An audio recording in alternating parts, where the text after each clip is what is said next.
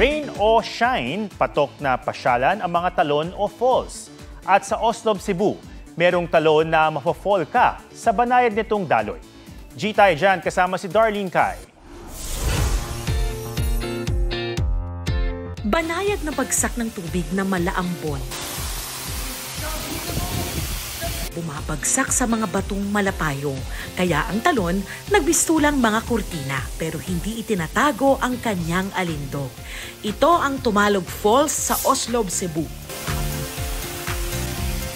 Habal-habal o motorsiklo ang sasakyan papunta sa talon at may kaunting lakad. Pero papunta pa lang may mga scenic view ng madaraanan. Pagdating doon, mamamangha kayo sa ganda.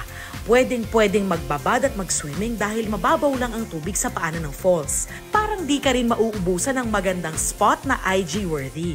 Ngayong kakasimula pa lang ng tag-ulan, mas magandang bumisita sa Tumalog Falls. Sa taas na 80 hanggang 100 talampakang talon ng Tumalog, talagang titingalain ang kakaiba nitong hubog.